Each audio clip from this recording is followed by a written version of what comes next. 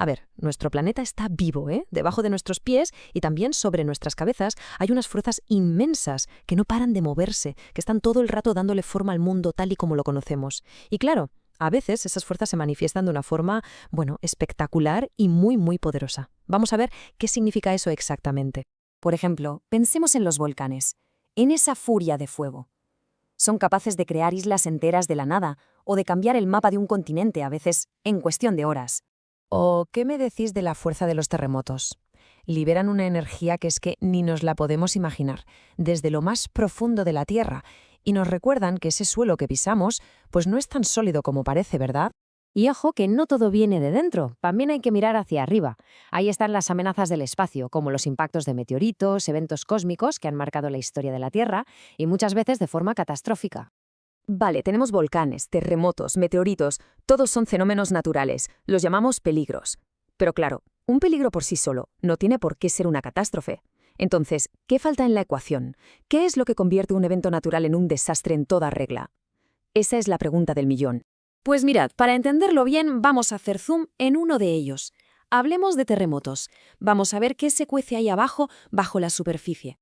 A ver, un factor súper importante para saber cómo de destructivo puede ser un terremoto es su profundidad. Es que no todos nacen a la misma distancia de nosotros. El punto exacto donde la Tierra se rompe, lo que se conoce como hipocentro, es clave. Imaginaos, un seismo que ocurre cerquita de la superficie se va a sentir muchísimo más fuerte que uno que empieza a cientos de kilómetros bajo nuestros pies. Por eso mismo, los geólogos los clasifican. Tienen como 3 categorías, ¿vale? Superficiales, intermedios y profundos. Y claro, los superficiales, los que están a menos de 60 kilómetros, suelen ser los peores, los más destructivos, simplemente porque están ahí al lado. Entender esto es fundamental para poder medir la amenaza real que supone. Y justo esa palabra, amenaza, nos lleva de vuelta a la pregunta que nos hacíamos al principio. Vamos a dejar un poco la geología pura y a meter el factor humano en la mezcla, para ver cómo un peligro se convierte en un riesgo. Así que vamos al grano. La clave de todo esto es la diferencia entre peligro y riesgo. Fijaos, un peligro es el fenómeno en sí. Un terremoto que ocurre en mitad de un desierto donde no vive nadie, pues es un evento geológico y ya está. El riesgo aparece cuando ese mismo terremoto pasa justo debajo de una ciudad. El riesgo, en definitiva, es la posibilidad de que la gente y sus cosas pues sufran daños. Y ese puente, esa conexión entre el peligro y el riesgo, tiene un nombre: exposición. ¿Y qué es la exposición? Pues somos nosotros, la gente, las casas, las carreteras, los hospitales, todo lo que hemos construido en sitios donde pueden pasar estas cosas. Es de cajón.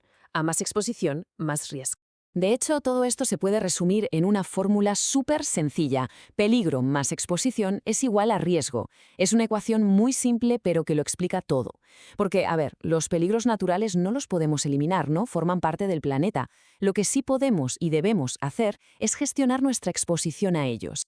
Vale, y esto nos lleva a lo más importante de todo. Si no podemos parar los terremotos, ¿qué hacemos? ¿Cómo podemos vivir con ellos de una forma más segura? Pues mira, cuando se estudia cómo diferentes sociedades se enfrentan a estos desafíos, hay una idea que se repite una y otra vez. La preparación lo es todo. La capacidad de anticiparse, de tener un plan y de actuar antes de que ocurra el desastre, eso es la verdadera resiliencia. ¿Y esa preparación en qué se traduce? Pues empieza con 2 estrategias que son básicas. Lo primero, la ciencia. Usar la ciencia para identificar y hacer mapas de las zonas de más peligro, como por ejemplo las fallas geológicas activas. Y segundo, la planificación. Usar esa información para decidir con cabeza dónde construimos nuestras ciudades, nuestros colegios, nuestros hospitales. Vamos, que la idea es bastante simple en el fondo. Se trata de no poner a la gente justo donde va a pasar algo malo. En resumen, al final, todo esto va de entender la relación que tenemos con el planeta en el que vivimos. A ver, vamos a repasar las ideas principales para que quede todo claro. Primero, que nuestro planeta no es algo estático, está en continuo movimiento. Segundo, que el riesgo no está en la naturaleza en sí, sino cuando se cruza con nosotros, con los humanos. Tercero, que saber y planificar son nuestras mejores armas. Y quizá lo más importante de todo, que somos nosotros, con las decisiones que tomamos, los que decidimos cómo de vulnerables somos. Así que al final, la pregunta clave no es cómo podemos parar a la naturaleza o dominarla. Eso es imposible. El verdadero reto, el desafío de verdad, es aprender a convivir con estas fuerzas de una forma más inteligente, más segura. Y la respuesta, bueno, la respuesta la tenemos nosotros.